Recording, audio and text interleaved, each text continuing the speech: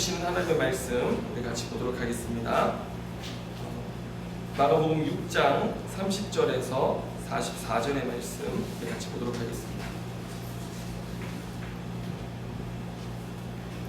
마가복음 6장 30절에서 44절까지의 말씀, 제가 여러분들을 대신하여 대독하도록 하겠습니다. 다 찾으셨으면 아멘 하시기 바랍니다. 네.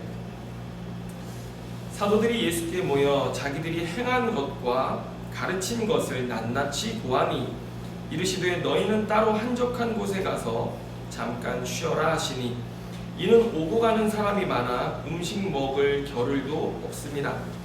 이에 배를 타고 따로 한적한 곳에 갈새 그들이 가는 것을 보고 많은 사람이 그들인 줄 안지라 모든 고을로부터 도보로 그곳에 달려와 그들보다 먼저 갔더라. 예수께서 나오사 큰 무리를 보시고 그 목자 없는 양 같음으로 인하여 불쌍히 여기사 이에 여러 가지로 가르치시더라.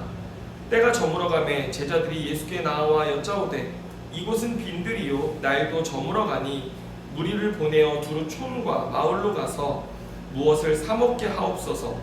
대답하여 이르시되 너희가 먹을 것을 주라 하시니 여짜오되 우리가 가서 200데나리온의 떡을 사다 먹이리이까. 이르시되 너희에게 떡 몇 개나 있는지 가서 보라 하시니 알아보고 이르되 떡 5개와 물고기 2마리가 있더이다 하거늘 제자들에게 명하사 그 모든 사람으로 때를 지어 푸른 잔디 위에 앉게 하시니 때로 100명씩 또는 50명씩 앉은지라.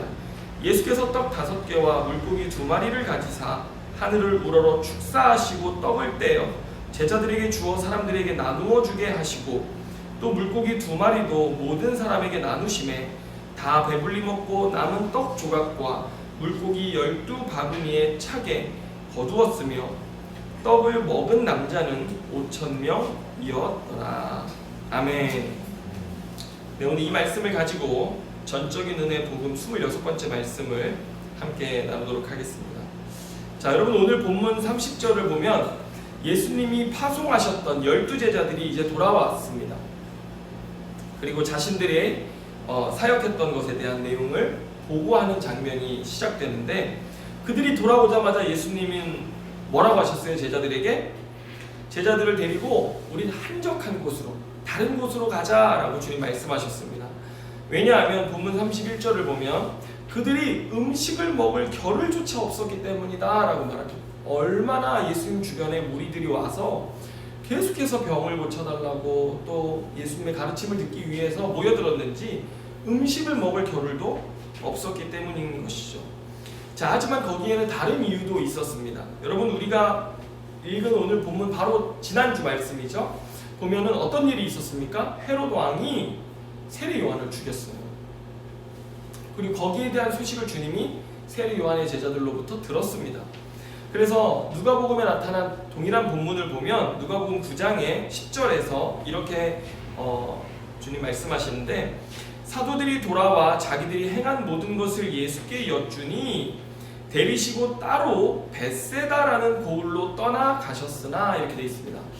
그 누가복음에는 벳세다라고 하는 지명이 정확하게 나오는데 여러분 이 벳세다가 어디냐면요, 이 헤롯 안티파스, 우리 지난 시간에 얘기했던 세례 요한을 죽인 헤롯 왕의 관할 밖입니다.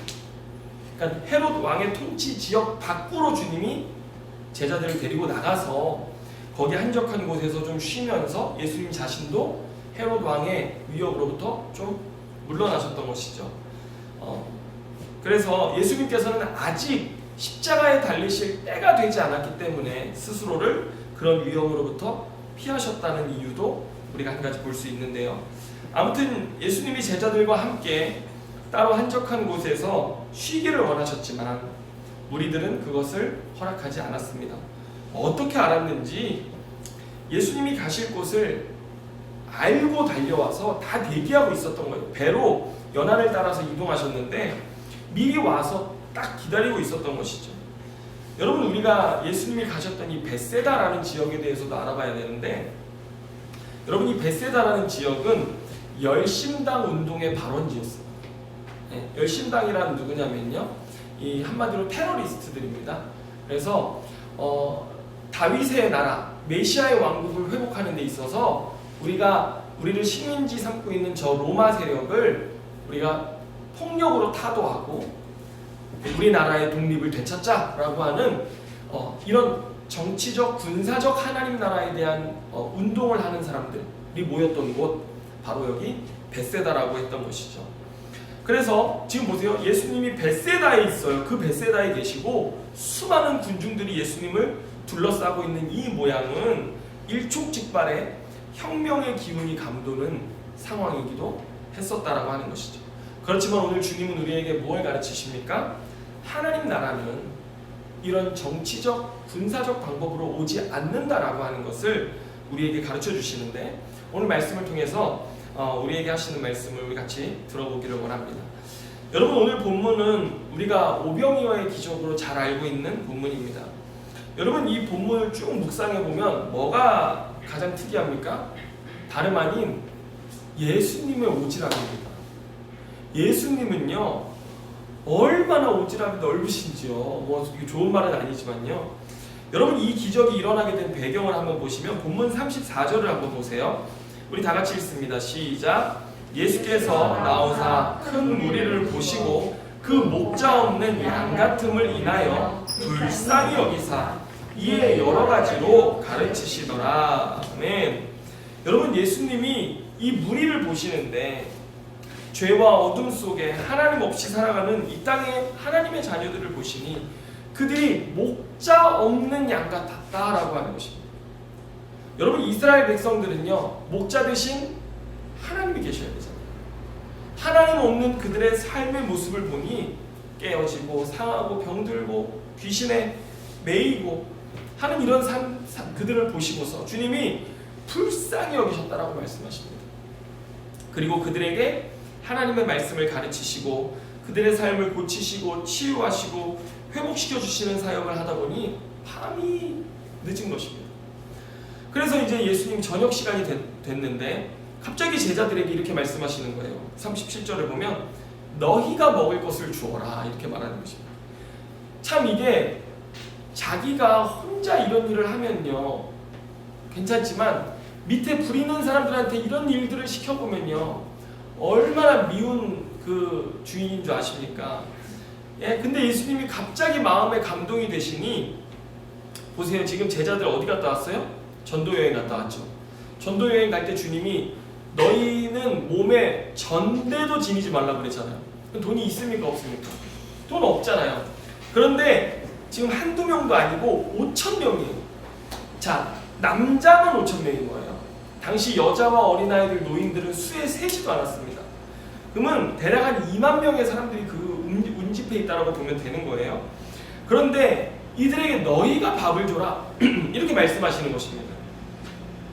여러분, 근데 예수님이요 성경을 보니 어떤 분이시냐면요, 마가복음 우리가 8장으로 가보면 8장 3절에 이제 칠병이어의 기적이 또 나와요. 근데 거기서 주님 뭐라고 하시냐면 만일 내가 저희를 굶겨 집으로 보내면 길에서 기진하리라. 그 중에는 멀리서 온 사람도 있느니라. 주님은요 그들이 돌아가다가 배가 고파가지고 쓰러질까, 멀리 온 사람들은 또 그 멀리까지 어떻게 돌아갈까 이런 것까지 다 걱정하시는 거예요. 여러분, 이런 사람하고 같이 있으면 피곤합니까? 안 피곤합니까? 피곤. 네. 그 많은 무리 중에서 주님이 집이 먼 사람들까지도 생각하시는 이런 서비스 정신이 투철하신 예수님이시다 보니 이거 오지랖이신 것이죠. 그런데 여러분, 예수님의 영을 받은 사람들은 이와 같은 오지랖이 됩니다. 이런 것을 뭐 소위 좀 성경적 용어로 쓰는 성령의 감동 감화 이렇게도 말할 수 있는데, 성령께서 우리 안에 감동을 주시는데 여러분, 이때는 우리가 순종해야 할 중요한 때라는 사실을 깨달으시길 바라고요. 왜냐하면 이때가 바로 주님이 역사하시는 타이밍이라고 하는 것이죠. 여러분, 제가 한 번은 교회 사역하다가 이제 사임하고 다른 교회로 가는 후배 전도사를 이제 보내는데, 이제 같은 교회에서 사역했던 전도사예요. 제가 뭐 저와 같은 전도사로 있었는데 그날 방송실에서 같이 이제 예배를 이렇게 드리고 있는데 왜 이렇게 이 친구 가는데 정장을 제가 한 벌 사주고 싶은지 점심시간에 너 따라오라 그래가지고 제가 근처 그 정장 가게에 가가지고 30만 원짜리 정장을 새 정장을 사서 다른 교회로 보냈어요. 제가 이런 오지랖이 작동하면요 저희 아내의 눈치가 장난이 아닙니다. 그래서 또 그날 그렇게 30만 원짜리 해서 보냈다고 엄청 제가 또 아내한테 후사리를 먹었죠. 그래도 이제 명절이나 또 이럴 때 되면 교회에서 막 선물들을 주시잖아요. 그러면은 배가 들어오면 이 배는 누구를 드리면 좋겠다. 사과가 들어오면 누구를 드리면 좋겠다. 이러다 보니까 아내가 이제는 한두 번 겪은 게 아니잖아요. 그래서 이제는 안 참아요. 뭐가 들어오면요 칼로 확 찢어버립니다. 그래가지고 하나를 먼저 먹어버려요. 그러면은 제가 못 주잖아요. 그래가지고 가족들도 먹을 걸 생각해야지 저렇게 다 남 퍼주려고 한다고 막 집안 생각 안 한다고 저한테 뭐라고 하는데,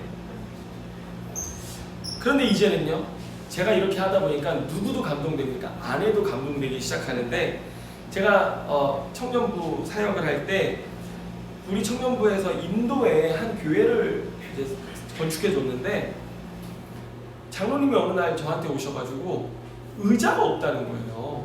의자가 한 50개 정도를 놓으면 좋겠는데 우리나라 돈으로 하면 현금 50만 원 정도? 제가 그 당시에 사례비가 60만 원이었거든요.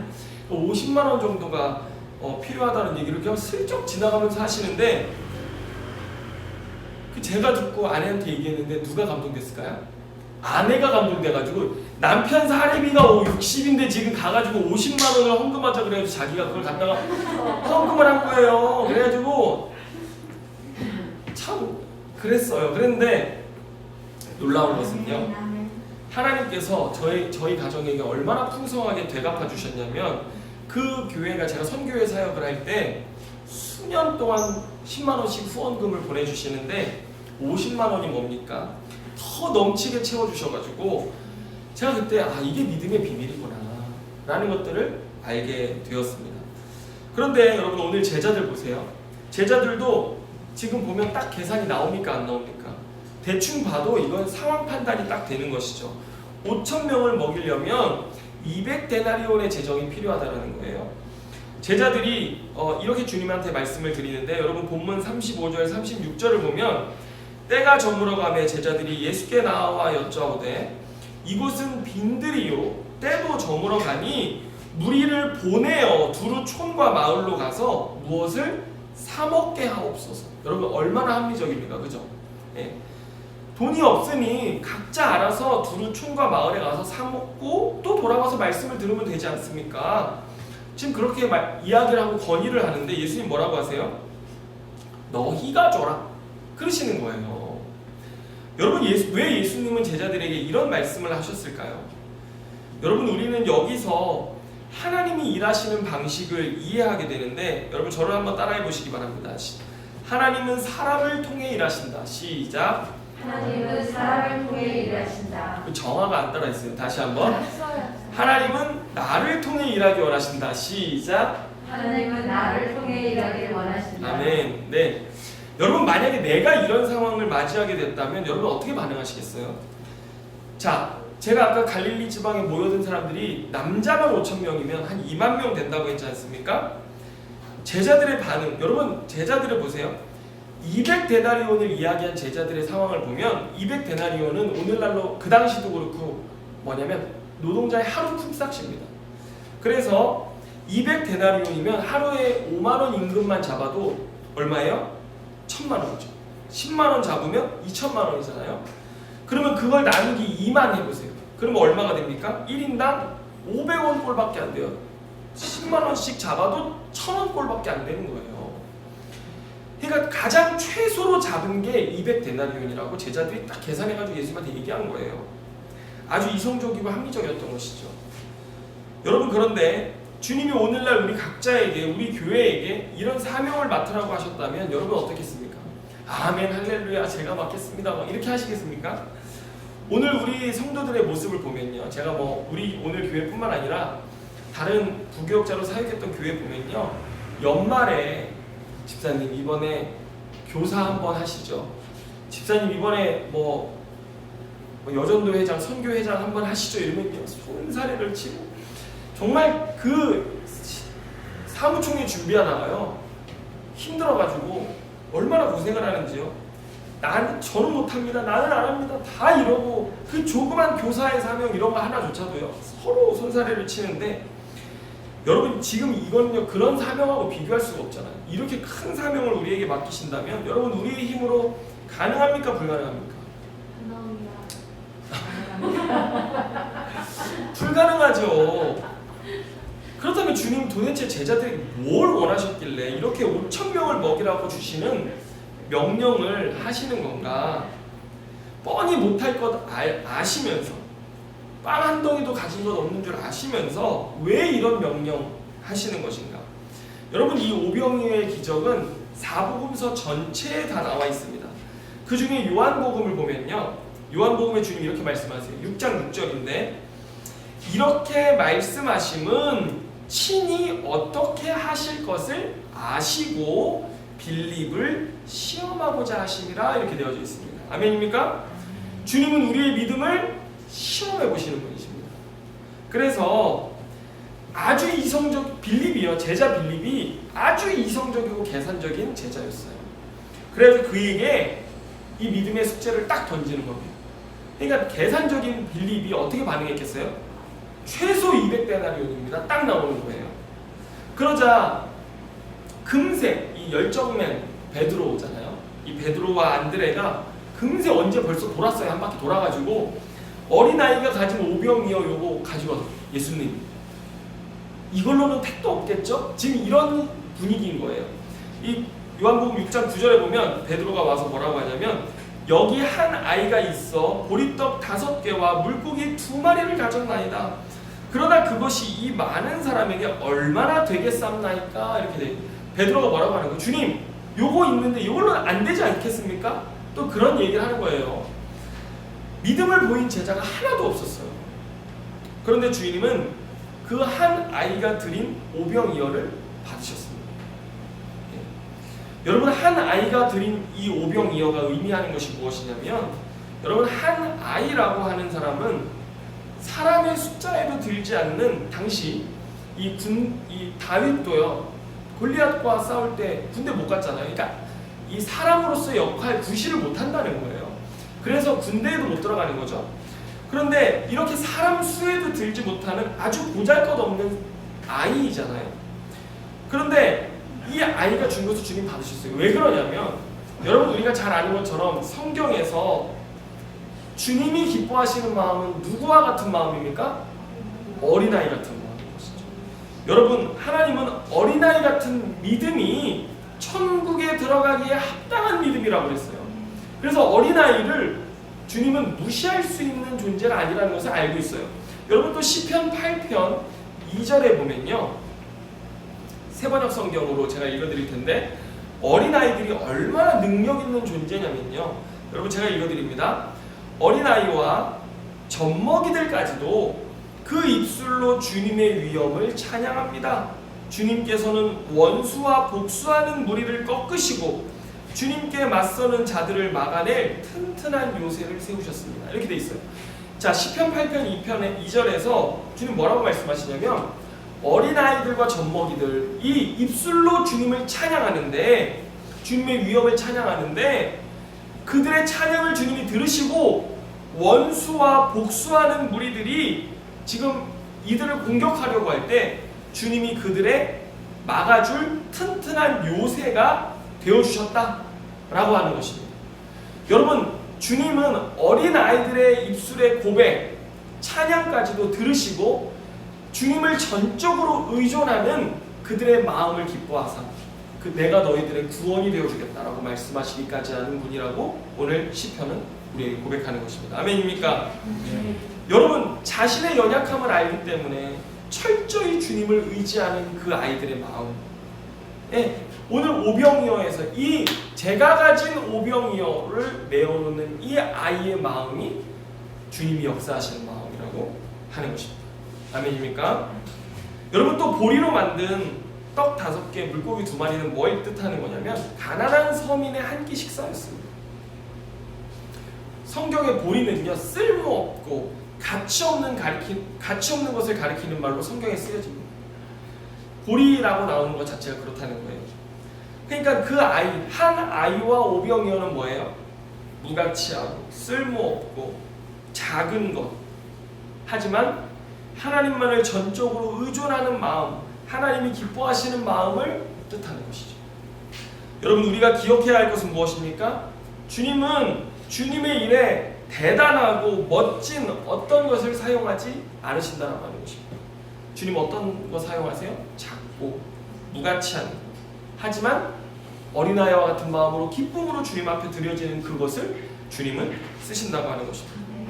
여러분, 고린도전서 1장 27절 28절의 말씀을 보면 하나님이 역사하시는 방법에 대해서 나와 있습니다.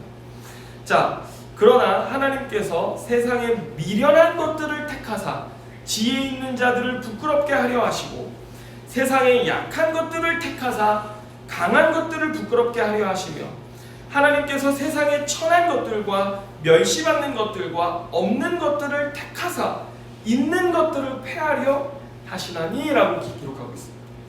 여러분, 하나님은요 세상의 미련한 자들을 택하십니다. 왜 아멘 안 하십니까? 저는 똑똑합니다. 뭐 지금 그런 겁니까? 저는 미련하지 않습니다. 그런 거 아니잖아요. 그리고 약한 것, 어쩜 그렇게 약한지 몰라요. 그 다음에 천하고 멸시받고, 보세요. 여기는 아주 심각한 게 뭐냐면요, 없는 것들. 없는 것들이라고 뭐냐면 돈이 없다는 게 아니라요, 존재 가치가 없다는 거예요. 그래서 그냥 누구도 주목하지 않는 그런 사람들을 뜻하는 것인데, 이런 자들을 택하사 주님은 지혜 있고 강하고 능력 있는 자들을 패하고 부끄럽게 하려 하신다라고 말씀하시는 거죠. 여러분, 이런 말씀을 대할 때 저의 인생만 봐도 그렇습니다. 세상에서 정말 쓸모없는 사람을 주님이 만들어 쓰시는구나 라는 것을 저의 인생만 봐도 새삼 깨닫게 되어지고요. 아, 주님 이렇게 일하시는구나 라는 것들을 깨닫게 되어져요. 주님은 아무것도 아닌 저와 여러분을 택하사 주님의 새 창조의 역사로 우리를 하나님 나라를 위해 사용하심을 여러분 믿으시기를 바랍니다. 그래서 주님은 뭐만 있으면 되셨어요? 오병이어로 충분하셨던 것이죠. 여러분, 그저 있는 그대로 주님께 드리시길 바랍니다. 여러분이 가진 작은 것, 주님의 사명을 감당하기 위해 드리시기를 바랍니다. 그러면 주님 어떻게 하세요? 그것 위에 오늘 본문처럼 축사하사 2만 명 가까운 사람들을 먹이고 12광줄이나 더 남는 이런 놀라운 역사를 베푸시는데, 여러분, 제자들이 가지고 있었던 12광줄이면 한 사람이 한 광줄이씩 가지고 있었지 않겠어요? 이거 왜 남기셨을까요, 주님? 제자들의 믿음을 위한 증거였던 것입니다. 그걸 가진 제자들이 믿음으로 깨닫게 되어지는 것이죠. 예. 여러분, 오늘 본문에서 이 한적한 곳으로 가자라고 할 때 이 한적한 곳은 다름 아닌 광야를 떠올리게 하는 장소입니다. 여러분, 그런데 광야에서 장정만 60만 명이 먹은 사건, 뭐예요? 만나죠, 만나. 예. 그리고 그때 그 이스라엘 백성들을 인도했던 사람이 누구였습니까? 바로 모세였습니다. 모세. 예. 그런데 여러분, 모세가 만나를 직접 줬습니까? 아니면 하나님께 구해서 하늘에서 내렸습니까? 하늘에서 내렸죠, 그죠?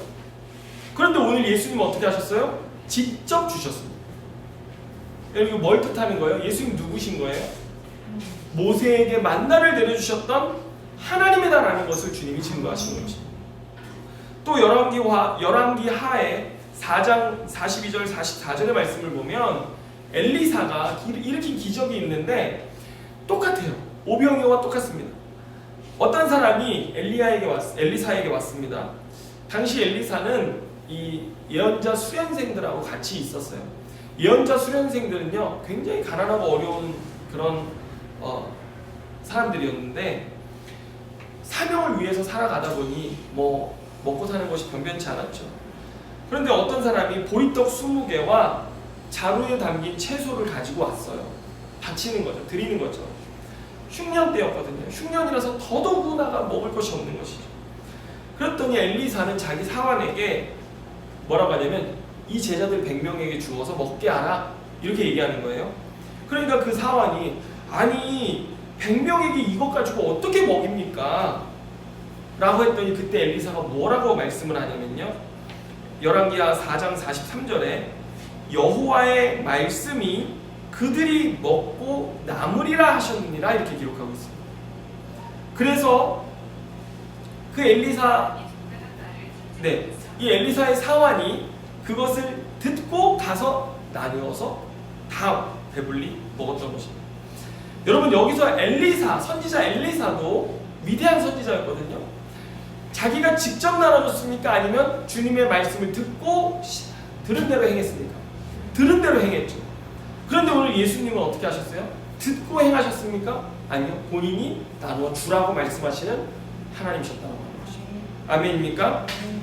그런데 오늘 본문에 보면 또 특이한 게 뭐냐면요, 거기에 앉은 5,000명의 사람들을 50명씩 100명씩 무리를 지어서 앉게 한 거예요. 42절에 보면요, 그들이 50명 100명씩 무리를 지어 앉았는데 나눠주고 났더니 다 배불리 먹었더라 이렇게 되어져 있어요. 여러분, 이 50명 100명씩 둘러앉은 건요, 마치 잔치의 분위기를 이야기하는 것입니다. 여러분, 하나님 나라, 하나님과 우리의 백성됨의 언약을 맺을 때 성경을 보면요, 하나님과 언약을 맺고 나면 항상 잔치를 벌입니다. 언약의 식사를 합니다. 오늘 예수님께서는 그 5,000명의 무리들을 가르치시고 고치신 뒤에 앉게 하셔서 그들에게 먹을 것을 주시고 언약의 잔치를 베푸신 것이죠. 그거 뭘 뜻하는 거예요? 여기에 나와 함께 먹는 이 자들은 이미 하나님 나라 안에 있는 자들이라고 하는 그 말이거든요. 그런데 그들이 그 하나님 나라 안에서 어떻게 됐어요? 다 배불리 먹었다라고 하는 것입니다. 여러분, 이것이 오늘 우리에게 주는 메시지가 있습니다. 여러분, 우리가 사는 이 지구 위에는 다 배불리 먹는 것이 가능합니까? 불가능합니까? 불가능합니다. 왜요? 뭐가 다르기 때문에 그래요? 왕이 다르기 때문인 줄로 믿으시길 바랍니다. 통치자들 때문에 그런 문제들이 생기는 것입니다. 자신만 배불리는 지도자들 때문에 세상이 발전하고 부유해지면 부유해질수록 어떻게 돼요? 부의 불균형만 커지는 거예요. 여러분, 얼마 전에 어떤 사진작가가 우리나라에 와가지고 사진을 찍었는데 그 잠실 롯데타워를 찍었어요. 그런데 타워를 찍은 옆에 굉장히 허름한 집들이 모여져 있는 그 장면을 같이 찍은 거예요. 그러면서 우리나라의 부의 불균형이 얼마나 극심한지를 보여주고 있는데, 여러분, 잠실 롯데타워 안에 집이 있는 거 아시잖아요. 거긴 뭐 어마어마한 그 금액을 줘야 들어가 살 수 있는 그런 곳인데, 여러분, 세상이 다 배불리 먹을 수 있는 곳 없습니다. 그런데 주님은 그 주님과 함께 있는 자들이 어떻게 되게 하셨어요? 다 배불리 먹게 하셨다라고 하는 것입니다. 여러분, 세상은 왕이 다르기 때문에 사람들은 저마다 갈증과 목마름을 가지고 살아갑니다. 여러분, 이 시대 청년들 보세요. 얼마나 갈증과 목마름 속에 살아가고 병들어 있는지 모릅니다. 왜요? 노력하고 살아도 힘써 해도 쉽지 않은 거예요. 세상을 사는 것이. 그리고 또 우리는 어떻습니까? 이 세상을 살아가는데 내 욕심, 내 원하는 만큼 다 채우려면 가능합니까? 불가능합니까? 불가능해요. 여러분, 이 목마름을 채우기라는 것이요, 정말 불가능한 것인데, 오늘 주님은 우리에게 하나님 나라를 주시는데, 그 하나님 나라는 어떤 곳입니까? 모든 사람이 다 배불리 먹을 수 있는 세상이다라고 오늘 주님이 가르쳐 주시는 것입니다. 그런데 오늘 예수님이 이르신 가르치시는 또 오병이어의 기적을 일으키신 이곳은 열심당 같은 정치적 군사적 혁명으로 혁명이 촉발됐던 곳이잖아요. 사람들은 여러분, 요한복음에 나타난 이 동일한 말씀에 보면요, 이 오병이어의 기적이 끝난 다음에 사람들이 억지로 예수님을 데려다 자기들의 왕 삼으려 했다라고 기록되어져 있습니다. 사람들의 욕심은 뭐예요? 하나님께 순종하는 것이 아니라 이 사람이 있으면 우리가 배부르겠다라고 해서 그를 억지로 끌어다가 정치적 군사적 혁명을 일으켜서 자신들의 왕을 삼아 배부른 세상을 만들려고 하는 것이 사람들의 삐뚤어진 죄된 모습이라는 것이죠. 예? 그런데 주님 그들을 피해서 떠나시면서 오늘 이 오병이어 기적을 통해 우리에게 말씀하시고 가르치시는 것이 무엇입니까? 하나님 나라 어떻게 가능한가? 하나님 나라 우리에게 어떻게 이루어질 수 있는가? 생명의 빵이신 예수님으로만 가능하다라고 하는 것을 우리에게 말씀해 주심을 여러분 믿으시기를 바랍니다. 우리가 생명의 빵이신 예수님을 버리고 떠났기 때문에 내가 내 인생의 주인 되어져서 하나님 없이 살겠다라는 이 죄된 모습 때문에 우리들의 인생에 누구도 채울 수 없는 갈망, 갈증, 목마름이 생겨져 버린 것입니다. 그런데 주님은 너희들이 나로 인해서 배부를 수 있다는 것, 너희들의 모든 목마름, 갈증, 너희들의 삶의 죄로 인한 모든 결핍을 나로 인해서 채울 수 있다는 것을 오늘 말씀해 주신 것입니다. 그래서 우리가 내 힘으로 살려고 하는 죄악을 버리고 주님께 돌아갈 때, 우리가 주님께 순종하고 그분의 은혜 안에 거할 때에만 여러분 그 나라가 우리에게 임할 것을 여러분 믿으시기를 바랍니다.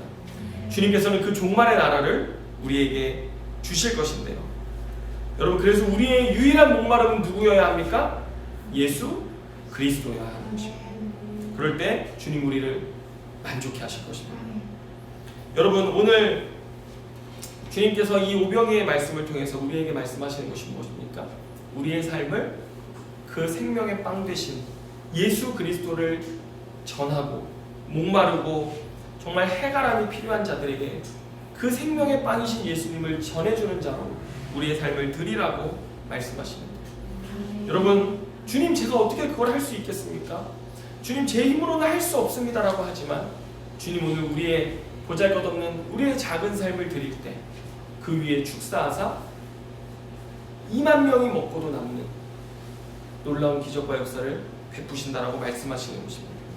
여러분 오늘 저와 여러분 우리 교회가 하나님 나라를 위해 드려지기 시작할 때 주님은 우리 교회를 축복하사 온 열방이 먹고도 남음이 있는 그런 믿음의 역사를 이루실 줄로 믿습니다.